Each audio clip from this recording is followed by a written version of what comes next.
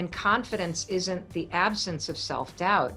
It's being willing to try, even though you doubt yourself.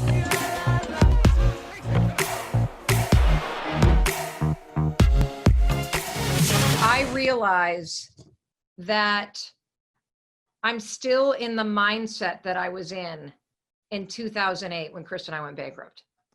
Which is, I need to get as scarcity. Yeah. Man, really? Yes, that's the big insight No I've way. had during this pandemic. Yeah. Shut up.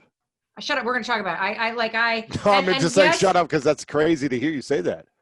Well, yeah, because we shouldn't be talking, we should just be going. Well, you're recording all this, so you can put it any way you want. Yeah, we could add it in here, but. No, honestly, so if you get into a situation where you nearly lose everything, and look, I know you've been on your sister's couch, you've been down and out, you've had to reinvent yourself. We could be the reinvention twins, the two of us. We could be. Yes, and the thing is, though, is that if you get in that moment where you can't pay for groceries, where you think your car is going to get repossessed, where you can't pay for your kid's town soccer league, that is low. When as a parent, you can't provide what you want to provide for your kids. You don't ever want to be in that situation again. And so when I started to claw my way out of that, Lewis, and I started making money and Chris started getting his restaurant business back on the rails, I mean, we were still $800,000 in debt. It was 3 years worth of trying to make the ends meet. And when I gave that TEDx talk in 2011, that was 3 years after I discovered the 5-second rule. I had a full-time job with benefits, and we were still massively in debt. There were still liens on the house. And after that TEDx talk, which is what launched the speaking business, as people started to book me and I started making money, I was like a squirrel with a freaking nut, man. A dollar came in, I'm like, put it away, put it away, put it away, Right. put it away, put it away. And every time a speech came, you know what everybody said as I started to explode on the speaking circuit is, oh, speakers get hot. You're going to be the hot speaker in, 2017, and then take everything you can get. And I just then they're said on to yes. the next speaker. Yeah. And so I figured it was just a fad. And so I said yes to everything. And I have become addicted to being busy. And it is driven, when I'm present, from making an impact. But if I'm honest, it is mostly driven from that mentality from 2008, the fear that this could all disappear. Wow. We both went through our own, I guess, identity shift and dream death or ego death in 2008 with me from football and you with your career and everything. To give people context, because I'm just going to roll with this from what you just shared. Mel Robbins has been a friend of mine for years. You've come and spoke at Summit of Greatness. You've been on the show a few times before, and you've exploded in the last 4 years, really, with everything you've been talking about, from speaking to the 5-second rule to the Mel Robbins show, which was a big hit. But then, in the middle of pandemic, that dream just ended, and we're talking about, a big revelation for you, which is scarcity. And this is something we teach all the time, to be in abundance and don't have a scarce mindset. But you're saying that you feel like you've been in scarcity still for the last 3 years. Yeah. In some way, obviously abundance of I can do everything, but in some way you felt. Yeah. There have been modes where I've said yes to things, Lewis, because I've been afraid that all of my good fortune would disappear. And if I had to take a look at one of the biggest lessons from the pandemic that COVID-19 created, I call it the Great Pause, where all of us were forced to take a gigantic pause from our everyday life. And I need to qualify what I'm about to say by also saying that we have not lost a family member. We have not had we don't have anybody. My dad is retired, so we don't have an essential worker at a hospital or a grocery store. So I am speaking about the impact of COVID-19 without having lost a loved one. And so the great pause that basically had my talk show end abruptly. We got 5 minutes notice. We're told to evacuate CBS Broadcast Center. And all of a sudden, it was over. 139 people, no goodbyes. Oh my goodness. 175 shows, no thank yous. We finished taping. I walked into the control room. My executive producer, Mindy Borman, turned to me and said they found COVID in the building. She started tearing up. Everybody, this has been remarkable. It's a wrap. We are the last show in the building. CBS let us finish taping. They're sealing off the building. I literally ran up in the middle of a show. Yes, No. this was March 11th, and we had already stopped down audiences. And so I ran upstairs to the apartment in CBS, which was like our green room. I grabbed everything that was possibly not nailed down. Don't tell Sony I took a bunch of the blazers.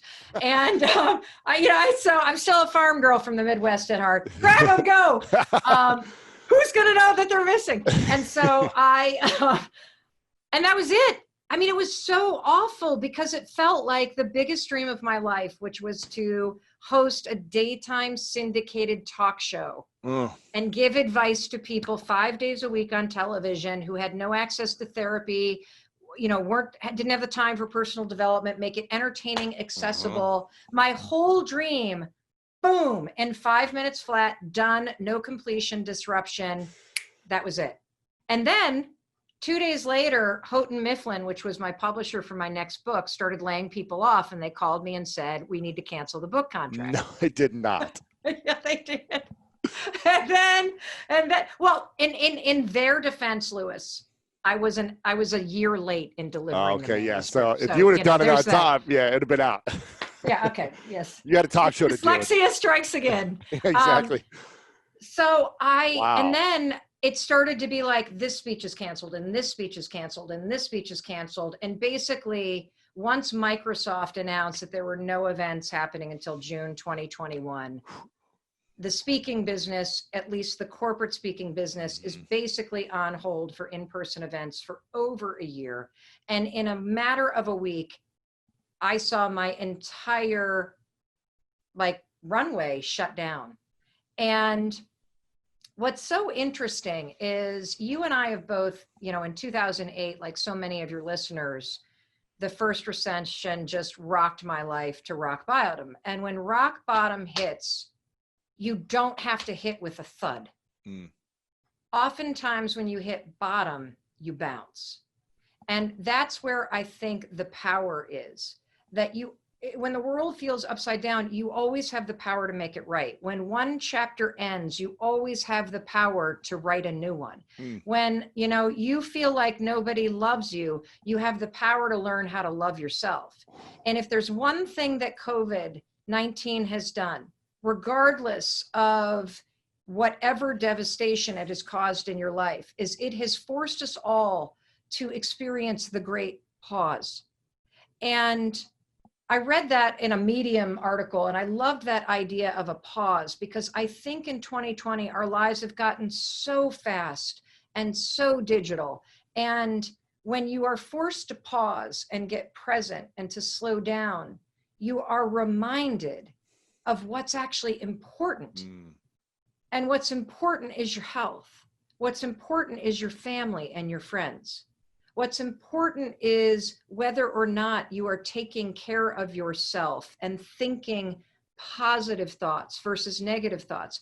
The world gave us a gigantic experiment where we got to practice and get to continue to practice the most important skill on the planet, which is emotional resilience, the ability to face hard and actually be okay, the ability to face the uncertain and redirect your attention on things that you know that are certain. And so I am so grateful that we had this time, because when I think about my family, so we've got a 21-year-old, a 20-year-old, and a 15-year-old, we will never get these 10 weeks back again. It was a gift. as much as our two daughters who are in college were complete when they got home, it was a gift. Yeah. And the other thing is, for that generation, by the way, for them to learn, the generation where everybody gets a trophy, that the things that you love can be taken away like that. That there are things in life that are way more important than your prom or rush Or graduation or graduation. Not to say that you don't deserve to mourn those things, but the perspective check that you got from COVID-19, and it really hit home because one of our daughters has a very close friend in college whose dad died, who's my age, and no prior conditions, nothing. And I think when change hits and it's personal, that's when the perspective shift comes. And so between COVID-19 and the fight for social justice that we're seeing with the Black Lives Matter movement and all of the protesting going on, it's been a really remarkable moment of time if you pause for a minute and you reflect on the opportunity of this moment. What is the opportunity? The opportunity is to unlock the power that's inside you to create a better future for yourself, for your family, for your body, for your mind, for your spirit, for this country, for this world, for your community. Yeah. I always talk about, since I experience many breakdowns, whether it be a physical breakdown or relationship breakdown or family breakdowns, I feel like in order for us to really see clearly, we need to break down in a big way. It's hard to make big changes when things are good or when they're so-so. It's even when it's like, it's not good, it's hard to make changes. It needs to be devastatingly challenging for a lot of us. Some of us maybe can make changes all the time, but for most people, there needs to be some devastation or near devastation, either personally or close to you, to say, oh, let me reevaluate, let me pause, like you talked about, and start creating a better future for myself. Why do you think that is in human beings, that, if things are going bad, we won't change? If they're going good, we won't change, but it's almost like we need a massive breakdown, near-death experience, divorce, COVID, for us to see clearly to start changing? Well, there's a really simple answer: patterns. So the thing about all human beings is that we are pattern learning machines. And if you feel stuck or broken, I guarantee you, while you feel that way, you're not. You have a pattern of behavior or a pattern of thinking that is broken. And we need to be disrupted because we love our patterns. And even people that I know, like even when we're in pain, we love the pattern. Pain's familiar for a lot of people. Yeah. So a lot of people, like you may be listening to Lewis and I talking, and you grew up in a super chaotic household. Maybe your parents argued all the time. Maybe your dad or mom were in and out. Maybe there was a lot of fighting. Maybe there was actual abuse. I don't know what was going on, but it was chaotic as hell. And so as an adult, you have vowed to yourself, you are not going to repeat that pattern. But what ends up happening is, because as a little kid, you absorbed the pattern of chaos in your nervous system, unless you go about the intentional work of breaking the pattern of chaos, you will create it in your own life because it's what's familiar. You won't understand. Why do I keep dating these assholes? Why do I go to these bosses that treat me like crap? Because you don't know what it feels like to be in a relationship with either a boss or a romantic partner or a roommate that is consistent, because for the first 18 years of your life, you lived in a state called, when's the next shoe going to drop? Right. And so wherever it is in your life that something is broken, there is a pattern that you don't see yet that is making you continue to stay in a broken situation. And so one of the things that you just asked, which is, why is a perspective change or losing a job or something like that that's so disruptive? Because those sorts of things, COVID-19 breaks every pattern. Yes. Black Lives Matter. Yep. Yes. Black Lives Matter breaks patterns of thinking that you weren't even aware that you had about privilege or being anti-racist, or what your Black colleagues and friends and relatives deal with on a day-to-day basis. And so having a breakdown is one of the biggest things on the planet, because what you get is you get a break from your own bullshit. and you can look objectively at where you are, and for the first time look ahead and say, well, what do I want to go create? And 9 times out of 10, if you're discouraged right now, if you've got financial devastation, if you're facing something that is making this moment in time as hard for you as life was for Lewis and I in 2008 during the last recession, I beg you, ask yourself honestly if what you had is actually what you wanted. The thing that you just lost, that job that you bitched about all the time, that relationship that was bad to you. Yeah. Yes. Or the friends you can't hang out with because it's convenient and you're in quarantine. Like, actually ask yourself if this is what you wanted, or were you just used to it? Being used to something, Lewis, I think is the biggest reason why people don't change. I asked my mother, I love my mother. I love my parents. They've been married 51 years. Which is a feat because my mom was a teen mom, but I asked her once if she'd go to a personal development seminar with me. What'd you say? Are you kidding me? Why would I want to change at my age? Oh, wow. I might discover I hate my life. Wow. I was like, okay, I'm just going to leave that right there. Right.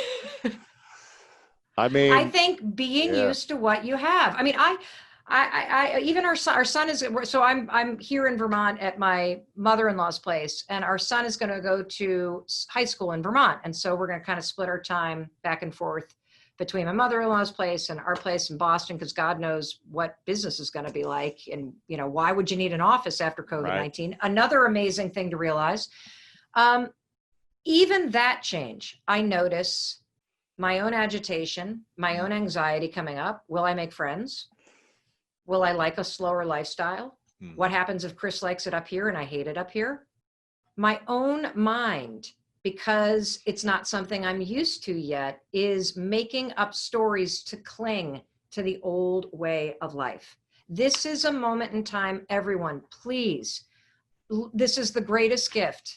The greatest gift is this moment of pause where you get in touch with what you actually want. And if you don't have the skills, for crying out loud, look around and take an online course, because if you need skills to prepare yourself for the thing that you want, get them right now. Yeah.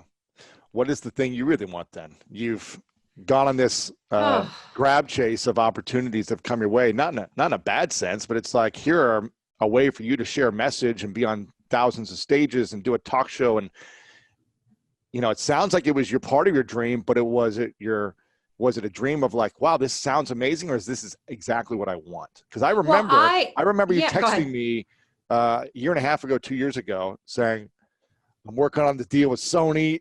I think it's going to happen. And then a couple weeks later, it's happening. And then I see all the announcement. It's exciting. I had a talk show on Facebook for a little while. Yeah. It's exciting stuff. And then you put your whole life into one thing, and then it's over.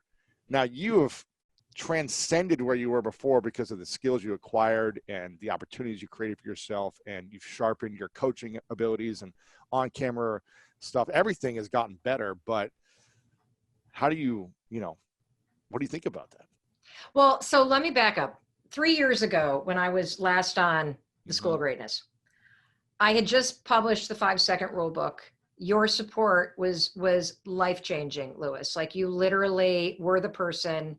If I had shimmied down into the kind of barrel of a cannon, you freaking lit the match and shot me off. I don't know about that. You did. Oh yeah. You were crushing it on your own. Don't worry. Well, so since then, what has happened, and this is one of the things that I have reflected upon during these last 10 weeks, that I've been off the road and I've been working from home, which I've loved every single second of. Everything that I have done since we launched the 5-second rule book was in reaction to things that were coming to me. So I never sat out and said, hey, the 5-second rule audiobook has been a complete record breaker. We clearly have an audio audience. Let's go pitch Audible. Right. Audible came to me, which is fantastic. I always dreamt about having a talk show, but I wasn't out pitching one. Sony came to me. In Big. fact, the only reason why we got into courses, online courses, and we now have more than 500,000 people that have taken our courses online, was because Success Magazine came to me and said, let's do a course together. I remember and I was there interviewing you for it. Oh, I hated it because what I discovered is I hate being told what to do. And so, but that gave me the idea, we should do courses ourselves. And so this pause has made me stop and go, well, what do I really want to do? And the truth is I want to go and make the biggest possible impact that I can. And I want to collaborate with more people. And I want to do events. And I don't want to be the CEO. I'm a terrible leader, horrible leader, the worst actually, because I'm amazing at coaching. I'm amazing at creating. I'm amazing at reacting. I'm terrible at managing people. I am terrible at managing a project. I have ADD. I have dyslexia. I'm a bulldozer when I get anxious. I Very hate it when people.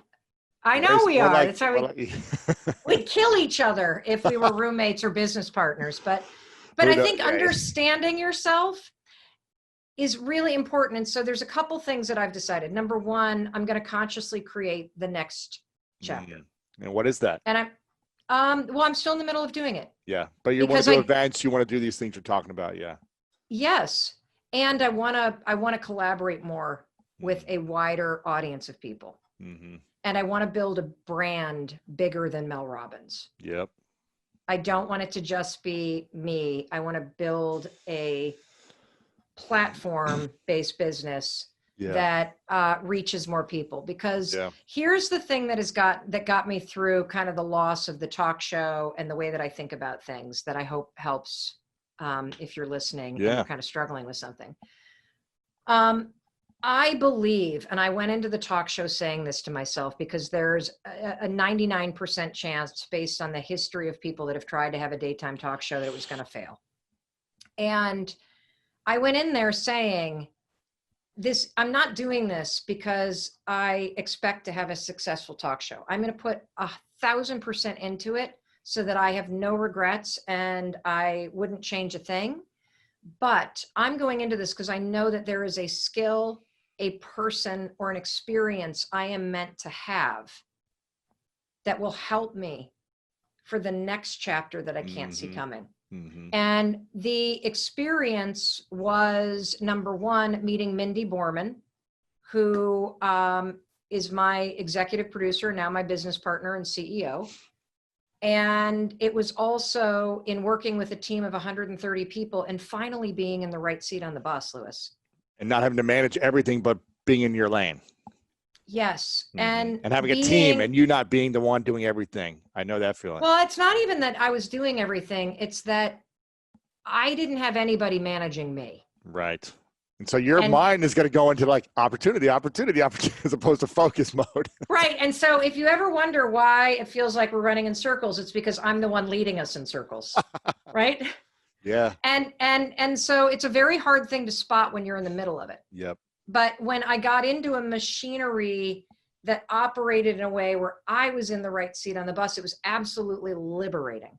And that was the biggest gift of all. And then the third thing is, I think the daytime talk show and being face-to-face with your audience and having such a big daily audience, it was really amazing to be able to have an impact on a large number of people who feel forgotten because they're a little bit older if they're still watching TV.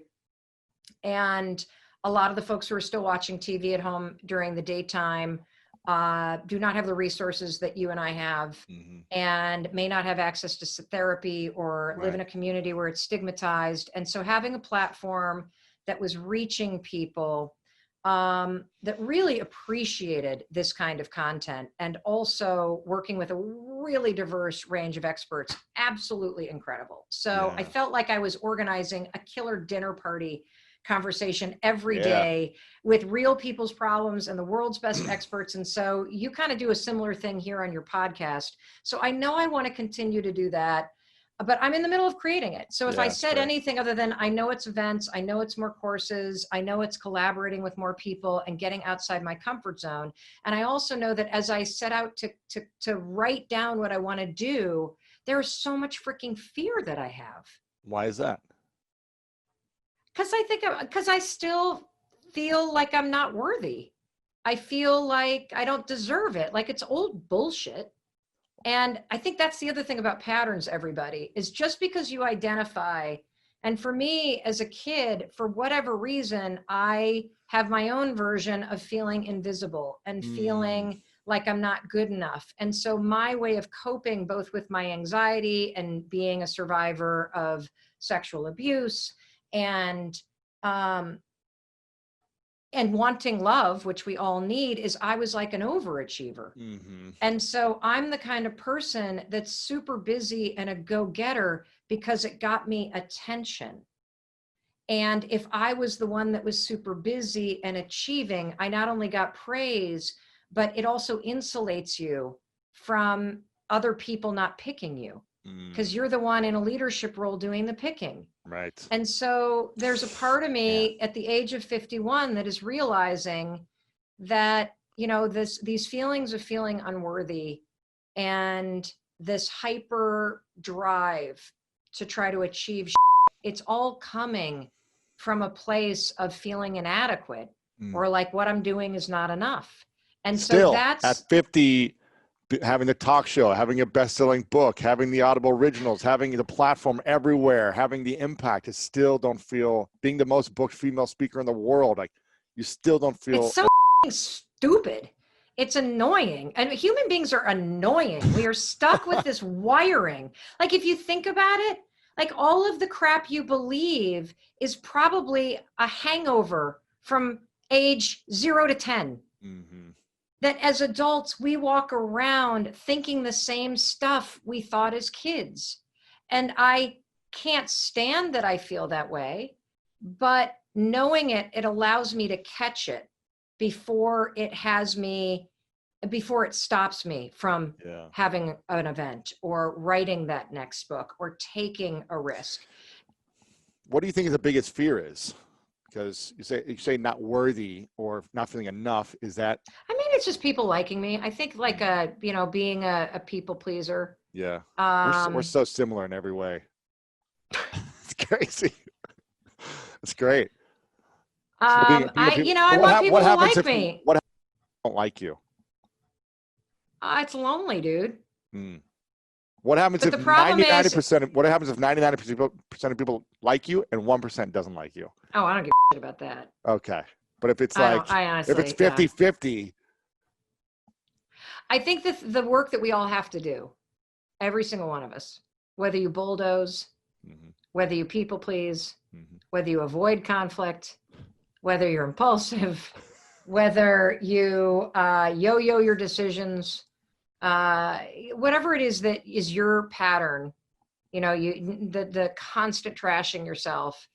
I think the journey of your whole life is figuring out how to truly like and love yourself. Yeah, it's so true. I mean, I remember this was my whole life, was never loving myself and needing to go prove to others originally that I'm worthy. This was happening in sports and business until I started opening up and accepting myself and taking off the mask when I turned 30, talking about sexual abuse and just kind of saying, screw it. I don't care what people think about me anymore. This pain inside is hurting so much. It's not worth living with it. So I'm going to start sharing and allow myself to heal and allow myself to finally love myself. And it's so funny that we could just write a book with 2 words that says love yourself. And that's all the book needs to say, because a lot of us never remember to love ourselves, remember to acquire skills, which are important. Remember to love other people, remind ourselves to take care of our health. But if we don't love ourselves internally, if we don't think we can give ourselves a hug because we're not deserving of it, then none of this stuff is going to matter to the point of we're always going to need to do more to feel something. Right. It's well, crazy. Nobody teaches you how to do it. And see, that's the thing. And, you know, I mean, if you look at human development, we're the only species that literally can't survive without another human being taking care of you. And so we are biologically hardwired to bond with other people. And that is from the very beginning of when you come out, bonding with somebody else and making sure they pay attention to you is your survival imperative. So you are born needing somebody else. And I think what ends up happening is there's never that kind of clean break or pass off between needing your parents to take care of you, needing your friends' approval to fit in, to truly having ownership over giving yourself what you didn't get, giving yourself what you needed. And that's the piece that I've been doing a lot of during the great pause, is slowing down, because so much of my busyness was fueled by, praise me, love me. Am I doing enough? Please tell me I'm doing okay. Okay, I can breathe now. I'm okay now. And when I slow down, and maybe it's a function of the anxiety, that's when things get scary, because that's when you've really got to be with yourself. And so it's in getting off the road, slowing down, recognizing that I'm super grateful for all the opportunity. And I know the work that I'm doing makes a tremendous impact. And I particularly love hearing from mental health practitioners that the 5-second rule, I've heard from so many people in inpatient psychiatric wards, Lewis, that use the 5-second rule in the videos we put on YouTube in their group counseling sessions with people. And knowing that it is helping so many people, it is like the greatest gift on the planet to know that it's making a difference. But I know that in this next chapter that I consciously create, I want to have more fun. I really want to love the process. Yeah. I don't want to make it so hard on myself and be gripping everything so tight.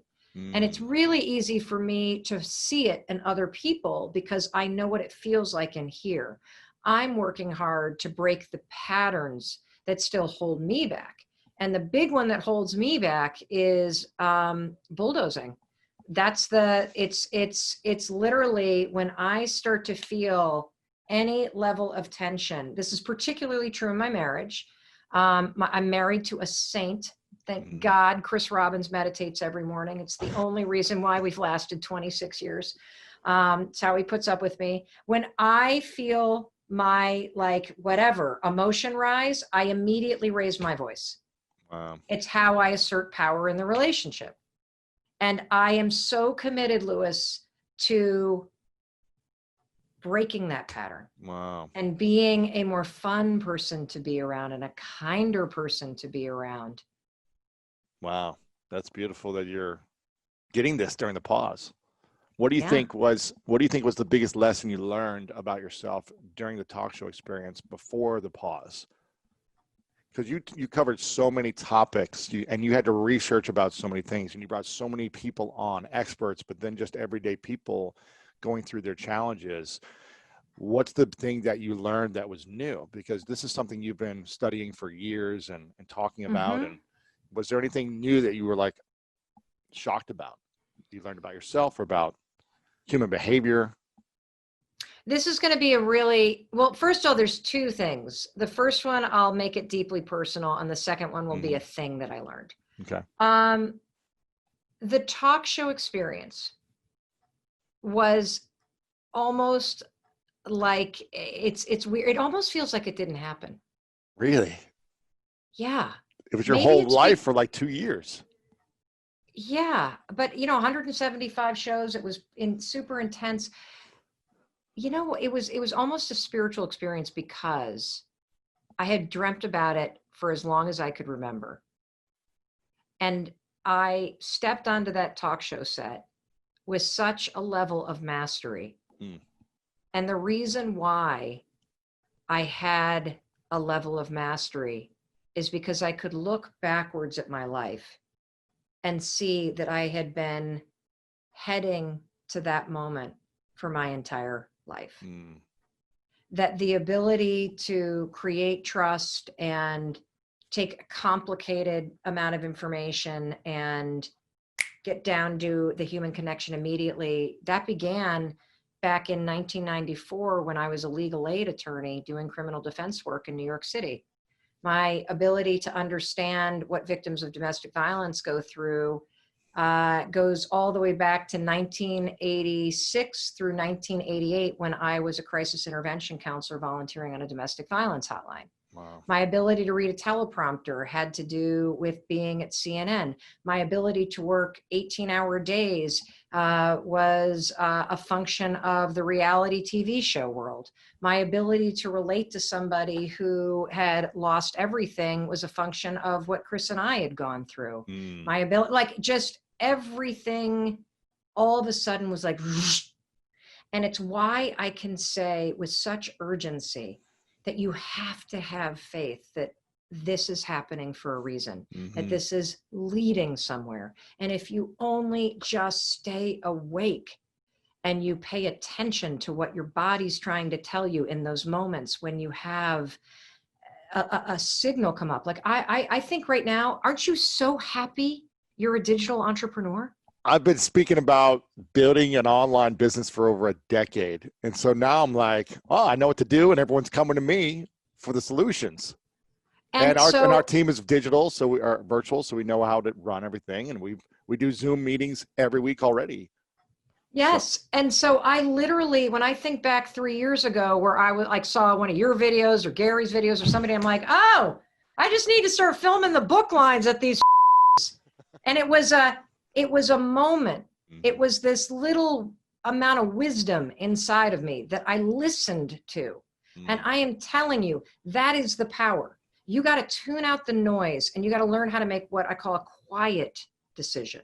Yeah. A quiet decision where you shh, and you hear what your heart is urging you to do. And so I sit here because aside from the talk show ending and the book getting canceled, I was literally like, okay, so online courses, we do Zoom, we've got this amazing social media platform, we'll figure it out. And luckily I was like a squirrel with a nut and I put a lot of money away because I was not going to make the same mistake twice.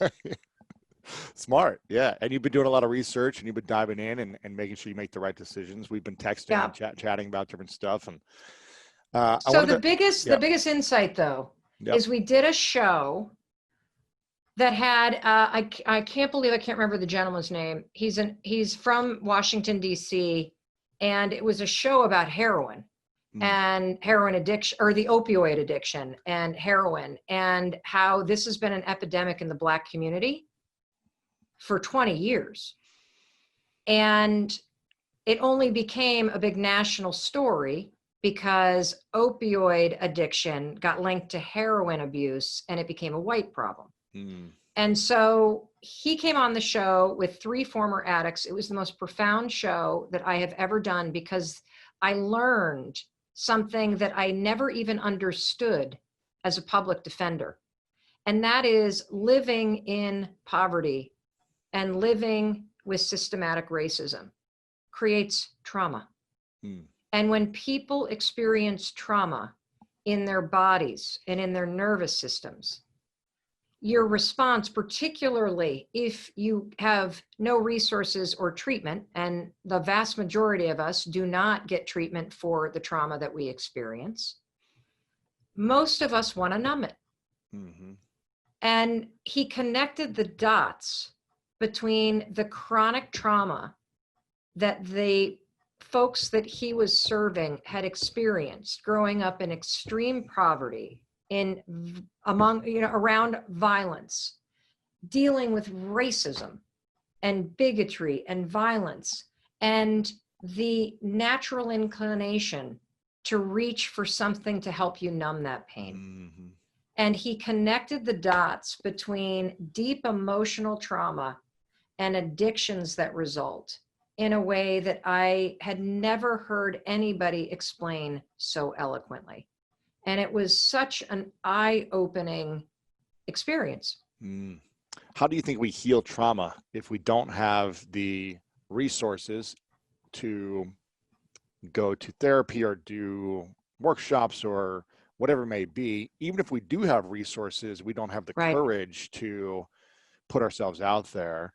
how do we start to heal trauma within our body?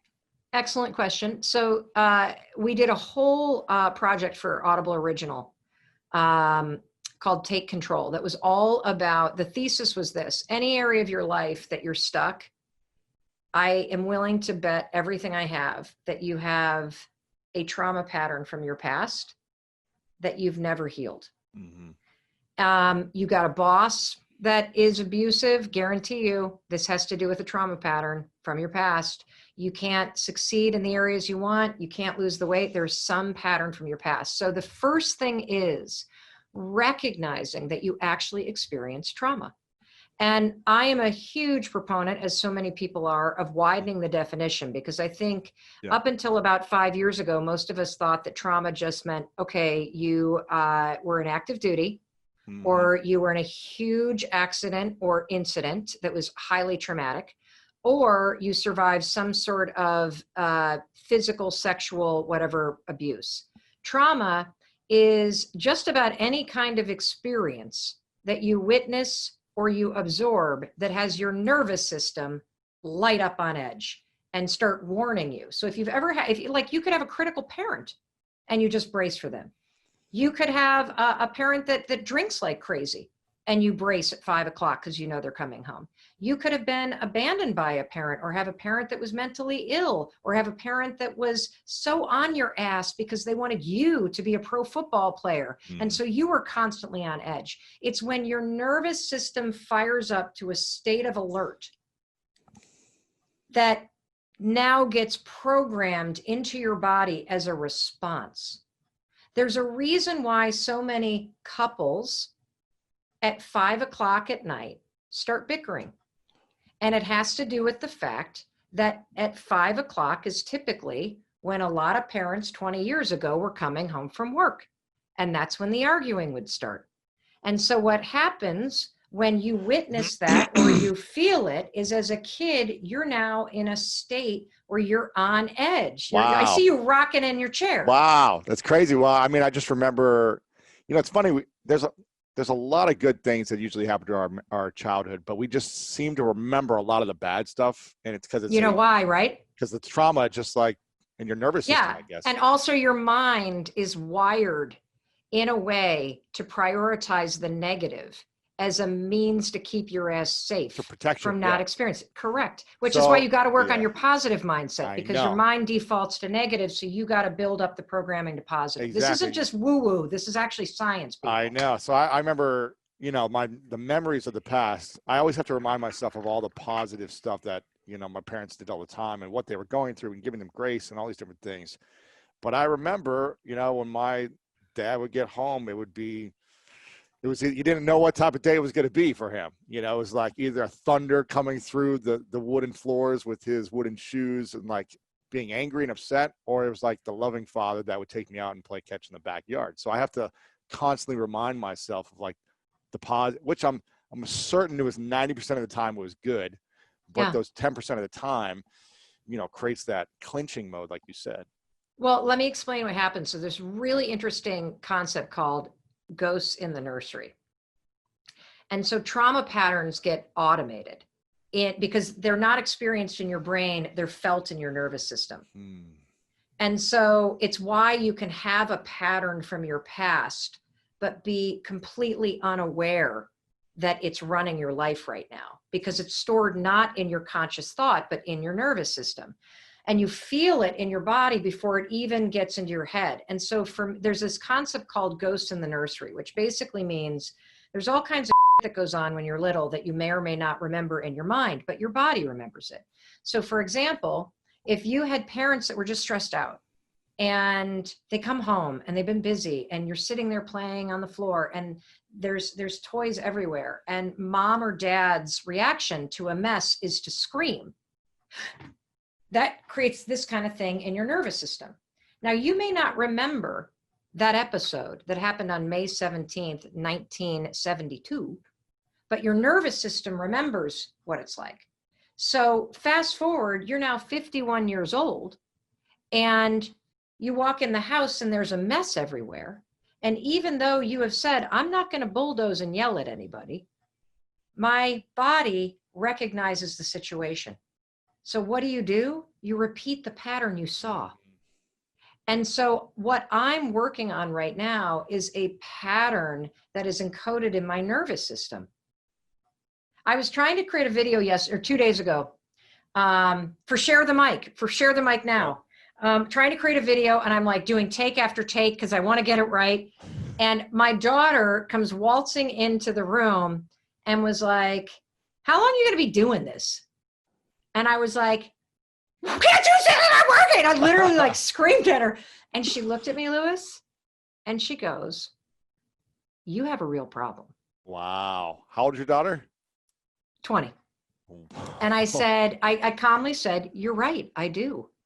When I get interrupted, I lose control of the response. And I'm working so hard. And the way that and I'm clearly not mastering this yet, but the way that you do it is as you feel it rise up, you have to, you can use the 5-second rule, 5, 4, 3, 2, 1. You can use just take a quick breath. You can notice the pattern, and you've got to create a pause between the emotion rising up and the reaction that gets automated. And for many people, the reaction, Lewis, is to run away. It's to leave the room. It's to avoid the confrontation. It was just easy, hold on, let me let the clock go. Even though you hate being interrupted by anything, this is a great interruption. See, I did. Like I didn't do the bulldoze. I was calm because it wasn't a human being. I'm only mean to human beings. I know, a lot of people run away. They avoid conflict. They say it's just easier. But if running away and avoiding conflict continues to create a pattern where you feel invisible and your boundaries are tromped on, that's a pattern. And, here's the other thing about patterns. Running away and being quiet might have saved you when you were little. Because if you were quiet and out of the room, you didn't get hit, you didn't get yelled at, you were out of harm's way. So when you were little, it was a genius pattern because it protected you. But the issue for adults is that, again, we walk around with the patterns that we created when we were 8 years old in different situations than we are in now. And now we are completely a robot to these patterns. I love that you had a great tweet the other day about boundaries, because as individuals, both of us who try to help people break boundaries, try to break their mindset that's holding them back, try to get them to become greater than their past, all these different things. You wrote a post that said, your boundaries are there to serve you. As you grow, so will your boundaries. What boundaries do you need to set up in order to help yourself grow? Why are boundaries important when we also have the mindset of you should be breaking your boundaries all the time? Well, I wouldn't say that breaking your, I don't call the obstacles, I call them excuses. And so I think the hardest boundaries, honestly, are the ones to set with yourself. To not drink during the week, to not tolerate the bulldozing and immediately apologize and try to do better, to not waste hours on social media, all the things the small promises you need to make in order to create boundaries with your old patterns and your excuses. To me, the hardest boundaries to set are those with myself. What was the question again?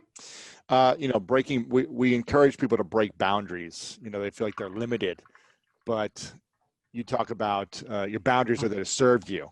So obviously it's a different type of boundary, but so here's the thing. What boundaries do you need to help yourself to protect yourself, and which ones do you need to grow past that are holding you back? I think that the definition with boundaries that has helped me the most is understanding that boundaries are for me, they're not for you. And the single biggest mistake that we make in any relationship, particularly romantic ones, but also work-related ones, is we do not express what we need. That's so true. My girlfriend was telling me this the other day. She's like, I really want you to tell me what you need and when you want it and feel comfortable and confident saying it. And for me, I go back into trauma of past, when I used to say what I want and need and it didn't get met, I'd get let down, my expectations, I'd get hurt. So I was like, screw it, I'll just do everything on my own, which leads to resentment or whatever else. Yeah, how's that working out for you? It's like, so Lewis, that's an example of 8-year-old Lewis created a pattern that worked when you were 8. Yeah. But now that you're in your 30s and in a relationship that you really care about, you've got to identify the pattern and break it and replace it. And the good news is any pattern can be replaced. Yeah. Change isn't personal. It just feels personal. Change is just about identifying patterns and replacing them with new ones. That's it. And it'll take a little while because they're encoded in your nervous system and your default is to just do it yourself. But you cannot, as a rule, punish other people for you didn't communicate. Right. So I'll give you the perfect example. So Chris and I have been married for 24 years. And when I was before the talk show and I made my living mostly by, doing 100 speeches a year, I would be on the road 150 days a year. And when I would come home, there was always something that pissed me off. Like what? Like, the trash isn't taken out, the clothes are here, or is it something else? Oh no, I'm way worse than that. Are you kidding?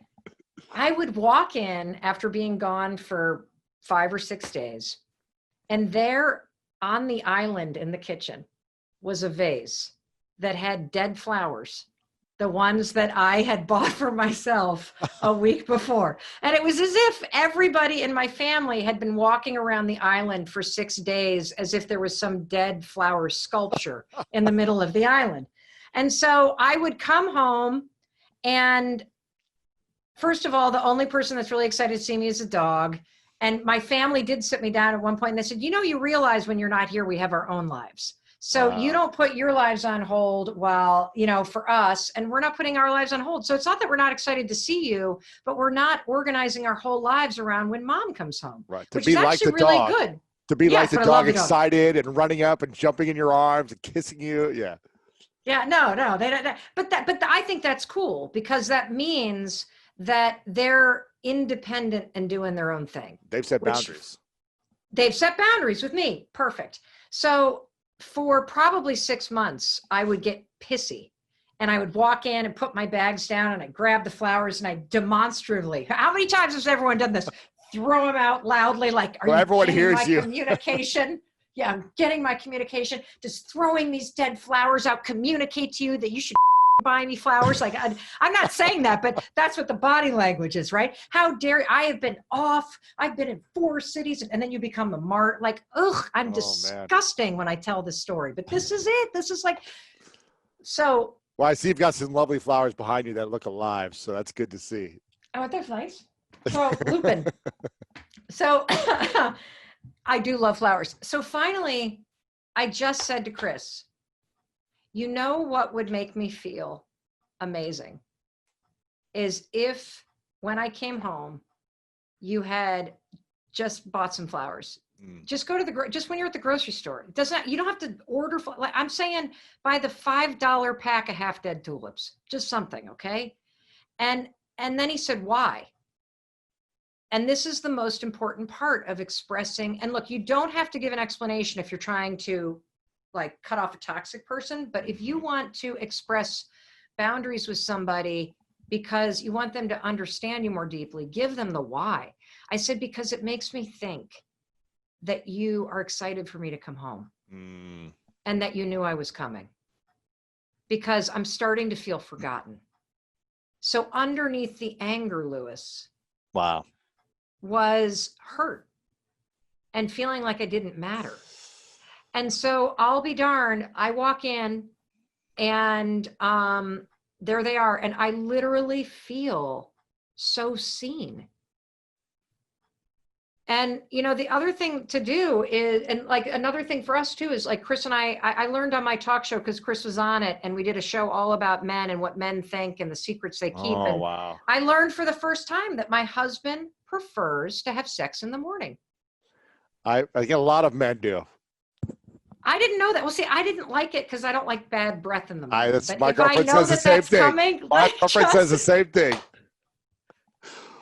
But I'm like, why didn't you tell me? And the reason why is because we're so funky about asking for what we need. We're so afraid of getting rejected or denied or whatever, or being vulnerable in that moment. But the greatest thing that you can do is ask for what you need. Your friends need to know what you need. Your lover needs to know what you need. Your kids need to know what you need, because then they can show up in a way where you feel seen, and then they're gonna feel incredible. Yeah, and you can't expect people to know what you need, or them to know what you need by communicating it through anger and this frustration of, whatever, like you throwing away the flowers. That way of communicating also is extremely unhealthy. I'm to blame there as well, and I think that's not a healthy way of creating love within a relationship, whether it's a friend, a family member, or a loved one. But here's the thing: you want to know why? Let me let everybody off the hook. Yeah. Because here's the reason why this happens. And this is what I want everyone to know, what we're up against. So Lewis, as you and I sit here talking about the flower thing, right? And you got to communicate your boundaries. As we're having this conversation, we are present and we're using the thinking part of our brain. When I walk into the kitchen, I am not thinking. I am in the emotional, traumatic, nervous system, robot part of my body. And that's where your feelings and your triggers take over. Yeah. And if you can start to identify the bulldozing, the anger, all that stuff, you will literally change your whole life by just changing one or two patterns. The other thing, and you asked me about the talk show. The single greatest gift of the talk show content-wise is something called the word wheel. So I don't have it right here, but if you Google word wheel or wheel of emotions, you will find that if you ask somebody, name as many emotions as you can. Most people can name 3: happy, sad, angry.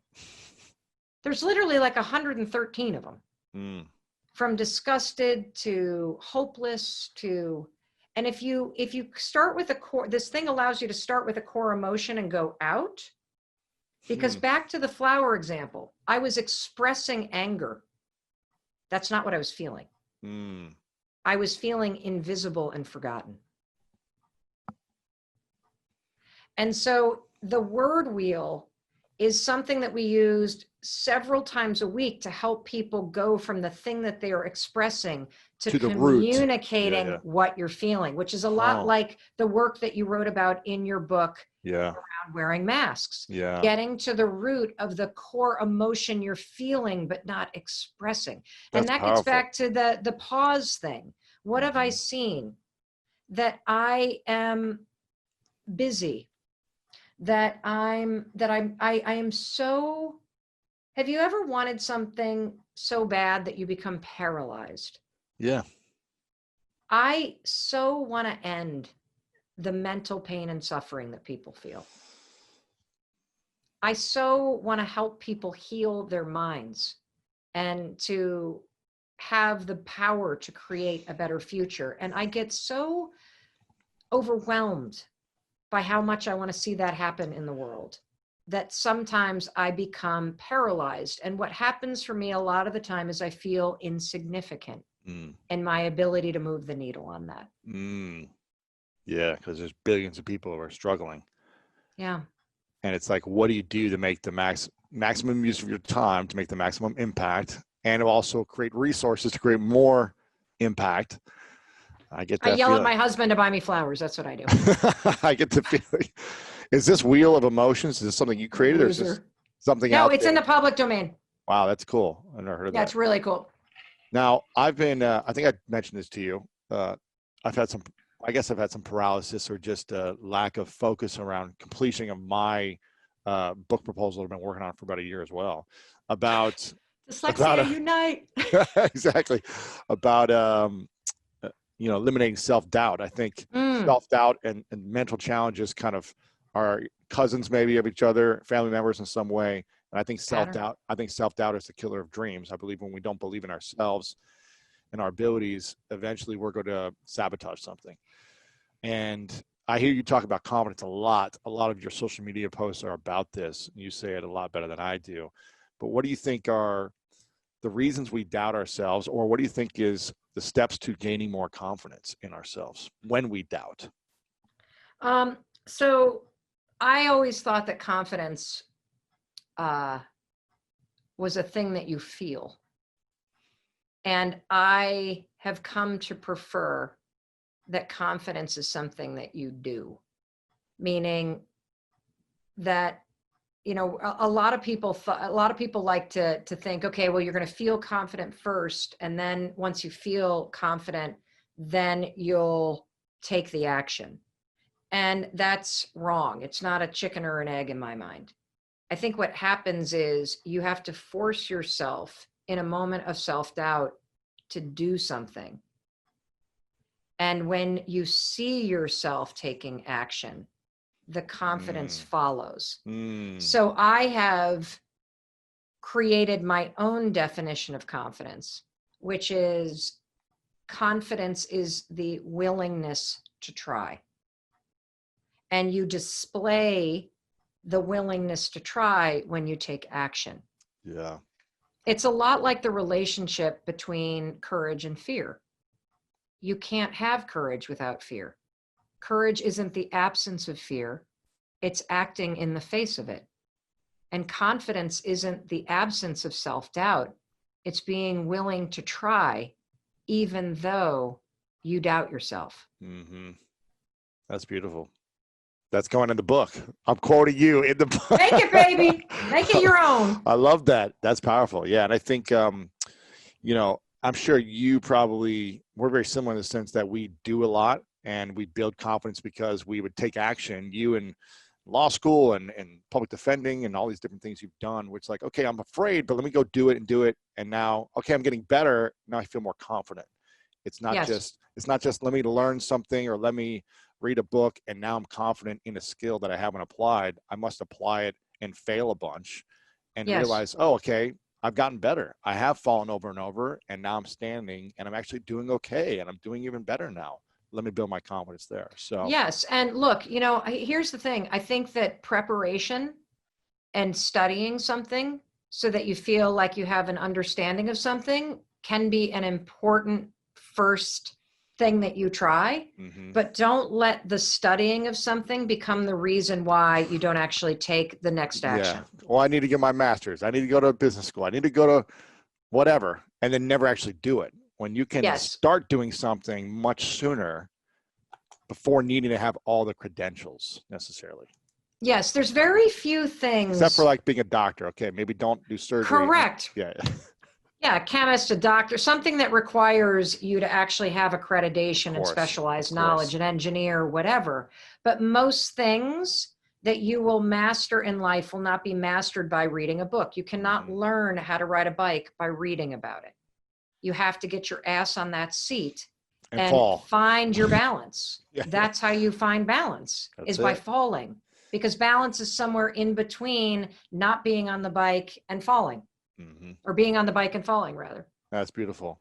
I could go on for another few hours, but I want to ask a few more questions and shift for a second and then try to wrangle us in at some point because I could talk to you forever. But we are in the middle of a powerful moment of time, like you said, with the pause of COVID and now just everything with Black Lives Matter and the race for social justice and the urgency for social justice. You were covering, I believe, when you were at CNN, the George Zimmerman trial about the killing of Trayvon Martin. Is that correct? Yeah. So when I was a paid legal commentator for CNN for over 3 years, and I covered Trayvon Martin's murder, Eric Garner, Tamir Rice, Freddie Gray, the list goes on, Michael Brown, Ferguson, the list goes on and on and on and on. In fact, when the first wave of Black Lives Matter protests happened, I was on set at CNN with Sonny Hostin and Sally Cohn and Margaret Hoover. And at the end of our segment, we all put our hands up in solidarity and support with Black Lives Matter and almost got fired for making a political statement. Yep, on CNN. And so what was your those cases? Go ahead. I was just going to ask, what were your big lessons learned from, those early cases as we're now kind of seeing it come to fruition and people talking about those a lot, even more now? What did you really learn about racism, about social injustice, about systemic racism or the facts about certain things, because people can express emotion around topics, but then you're diving into more statistics and facts. So what did you truly learn as an analyst there? Well, and I think that it goes even further back to being a public defender in New York City, You're experiencing this all the time. legal aid. First of all, that white people don't have a clue what it's like to deal with the racism that you face if you're Black in America. We will never understand the stress, the bigotry, the bias, the fear, and the ways in which systematic racism, which impacts every level of society, whether we're talking about medical access, or we're talking about the way schools are funded, or redlining, or voter access, or it just goes on, or police brutality, or the fact that an unarmed Black man is 4 times more likely to be killed by the police. I mean, it just goes on and on and on. The fact that if you have an ethnic sounding name, Lewis, and somebody gets your resume, you're more likely to not even get an interview with identical qualifications. So it goes on and on and on. So the first thing that I will say is that this moment in time feels different. Why? I was outraged when Trayvon Martin was murdered. I was outraged when Freddie Gray was choked to death. And said, "I can't breathe," the same words. I was horrified and heartbroken watching that surveillance tape when the cops rolled up on Tamir Rice, who I think was 12, playing in a park with a little toy gun with his friends when the cops killed. And I don't want to make this is not a police versus, there's a huge need for police reform, huge need, and criminal justice reform, and issues of mass incarceration. But this does feel different. And the reason why this feels different is because of the diversity of voices that are joining in the fight for change, and the size and global nature of the marches, and the collective nature of this. So I feel hopeful. There is a tremendous amount of work to do. And I really love the work of Professor Ibram Kendi and all of his research around anti-racism. And I do agree with him that this is got to be looked at as a policy issue, that there are policies that keep a racist system in place. And until we change policy and systems, we do not have a chance to eradicate racism and bigotry and violence against Black people. And we have got to look at policy on every level, local, state, federal, everything. The biggest insight that I had, though, being a CNN analyst, was personal.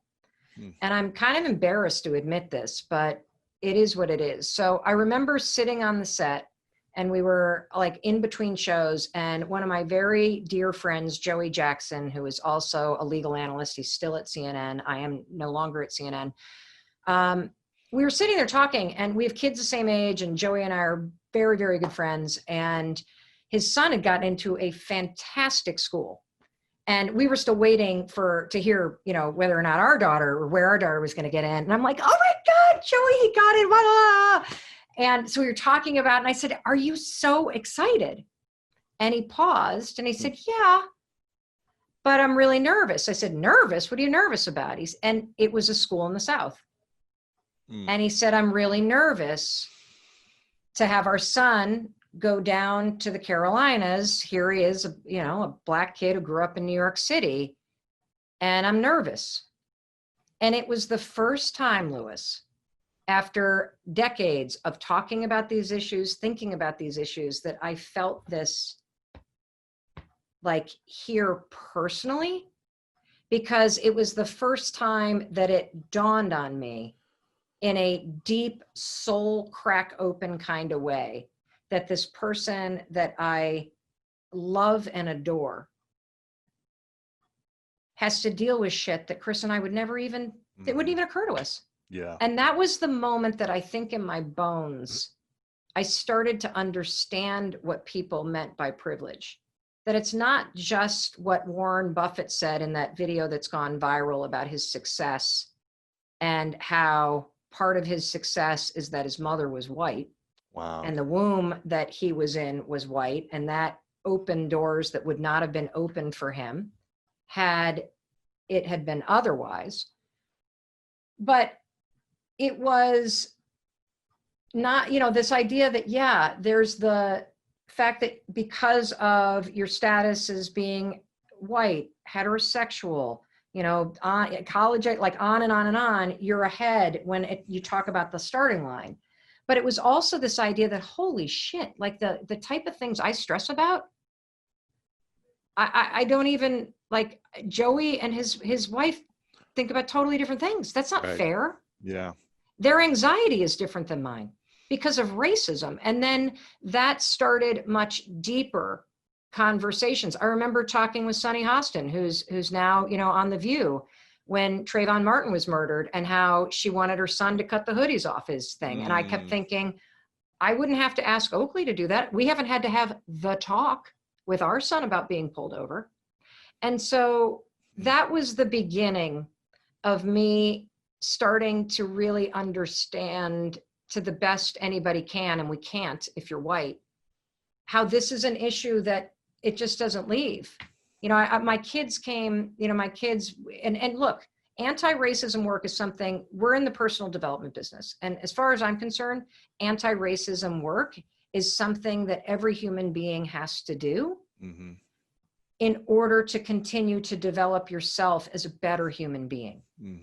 And that it's a lifetime of work and learning and listening. And I know that remember when the black square thing happened on Instagram, my kids were like, should we post? Should we not? What should we do? I don't want to. And they didn't want to do the wrong thing. And I looked at them and I said, guys, here's what I want you to consider. You know how you're feeling all stressed out about what the right thing to do is around racism? Imagine what it feels like to worry about racism all day, every day, because you're Black. Like, even worrying about posting the right thing is a form of privilege. And so I said, the worst thing you can do right now is stay silent. Post something. Say something. We are in the middle of the largest civil rights movement of our generation. And history is not going to be rewritten on this one. We have it on video.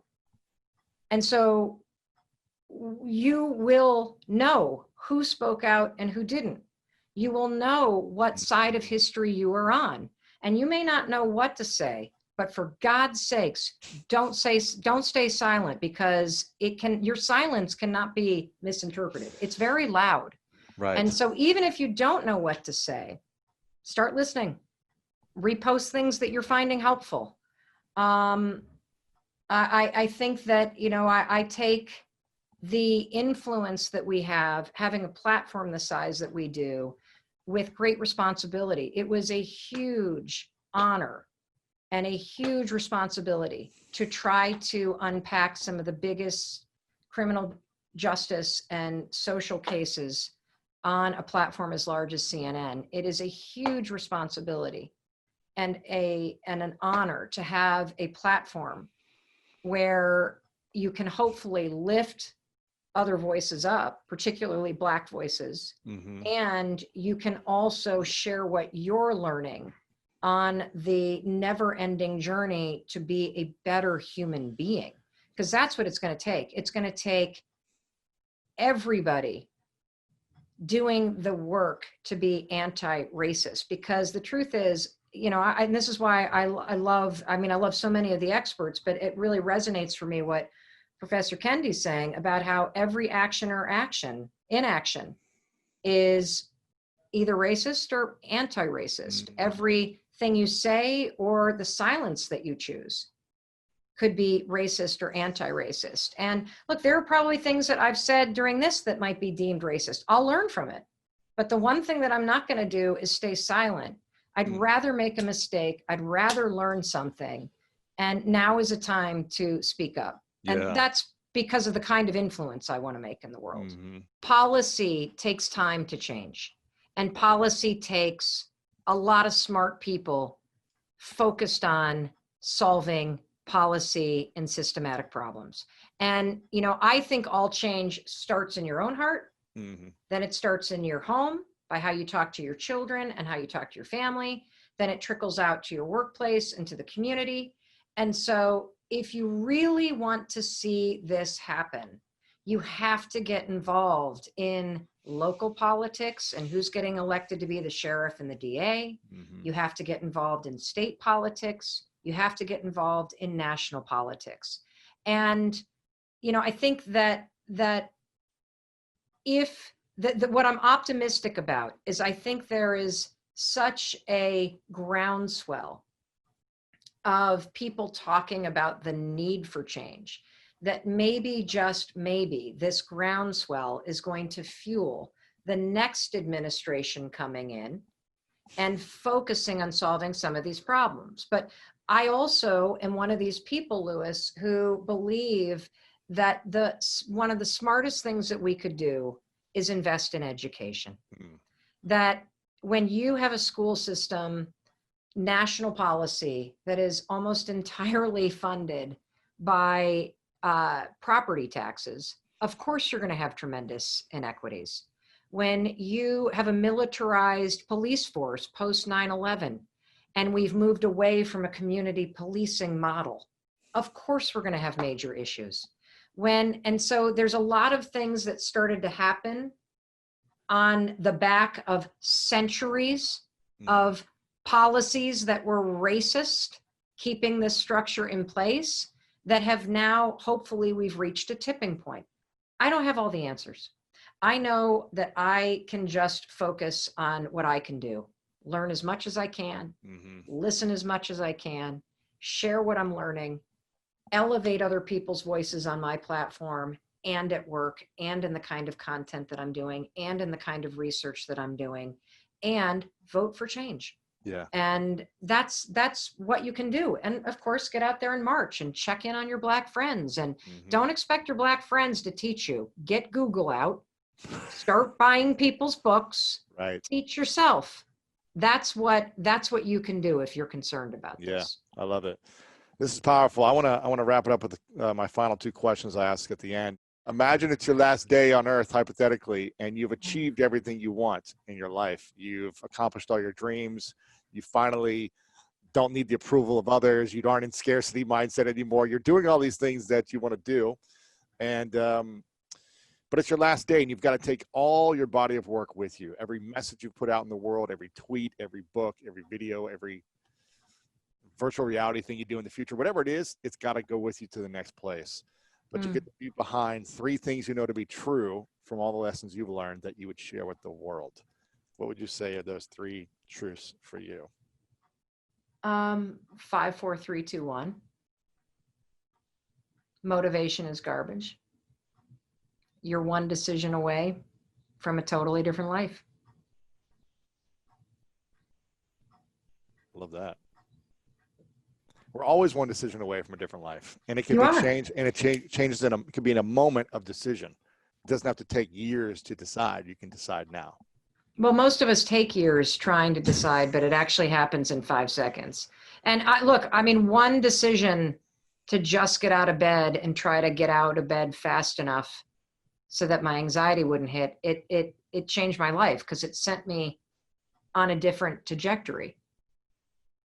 And I think if you look backwards at any of the kind of pivotal moments of your life, there was a moment where you made a decision. And it's through your life is a sum of the decisions that you make, and staying silent is a decision. Avoiding people is a decision. Thinking about things is a decision. And when you realize that you do have the power to change things, because you have the power to make a decision, you have the power to change the decisions that you've been making. You have the power in any moment to take control, and you take control by making very conscious decisions about what you're going to do next. That's the secret to everything. Love that. Mel, people can follow you everywhere.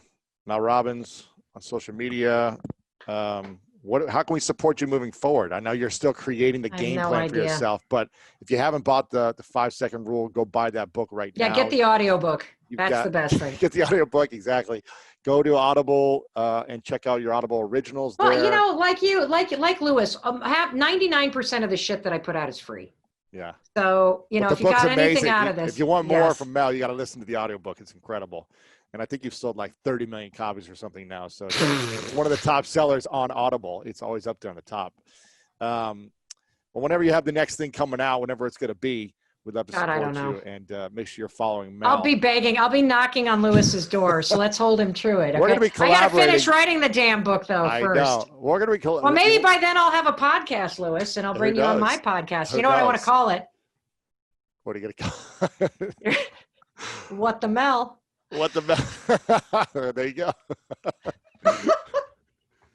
I want to. We're going to be collaborating for a long time, so we're going to do a lot more content together. But I want to acknowledge you, Mel, for constantly showing up and being so real and authentic that you always are, and just sharing the things about yourself that you have to. The things you need to work on and recognizing within yourself, because I think there's a lot of people out there who are sharing this type of work who don't open enough about this. I try to be the example on my show of say, here's where I'm messing up all the time and here's where I'm learning. And I think you do an amazing job as well of saying, I don't have all the answers, but I have some of the answers, and here's what's working and here's what's not working. And I really acknowledge you for that. I acknowledge you for chasing your dreams, even when the dreams don't work out the way you want them, and still picking yourself up and going after it again. So it can be debilitating for people to have a dream end drastically when you put your life into something. I know the pain of that. So I acknowledge you for showing up and for taking a pause, like we all are taking a pause right now. Final question for you. What's your definition of greatness? Honestly, my definition of greatness is Lewis Howes. First of all, he owns the URL, greatness.com. I do. Secondly, you are just, you embody greatness. I don't know anybody that cheers louder for other people than you. And you are one of the greatest people on the planet, Lewis. I cannot thank you enough for your support. I always hear you cheering, not only for me, but everybody. Like, you're the guy that I think is like, say it a little louder on the back. That's Lewis. And just keep shining bright, dude. I'm looking at those bulbs behind you. You are the definition of greatness. You embody that word. Oh, thank you. I appreciate that. Something I learned recently was that success is about ourselves. Greatness is about other people. And I think, I've transitioned from, starting a personal brand, I guess, 10 years ago or 12 years ago with getting lewishowes.com, because that was the thing to do to build your personal brand, to saying, okay, I see what Oprah has done. I see what some other people have done and having their name be the brand, but how can I not make it all about me and make it about something greater than that? And so when I hear Drew say, you want to make it more than just your name and just yourself as the person, you'll be leading the charge, but that's why I've shifted more into the School of Greatness and, building out greatness.com and things like that to try to go beyond that and not put so much pressure on one person being the person with all the answers. So I appreciate your kind words, Mel. You're amazing. You're an amazing friend. And anything I can do to support you, I got your back as always. So you got it. And anytime you need to pick me up, call me, because I'm way worse than you, so I'll make you feel a lot better about yourself. I got it. I'm with you. Thanks, Mel. Thank you so much for watching this video. And if you're looking for more greatness in your life, then check out this next video right here. I was so shocked to learn in the research that the opposite of belonging is fitting in. Because fitting in is assessing a group of people and thinking, who do I need to be? What do I need to say? What do I need to wear? How do I need to act? And changing who you are.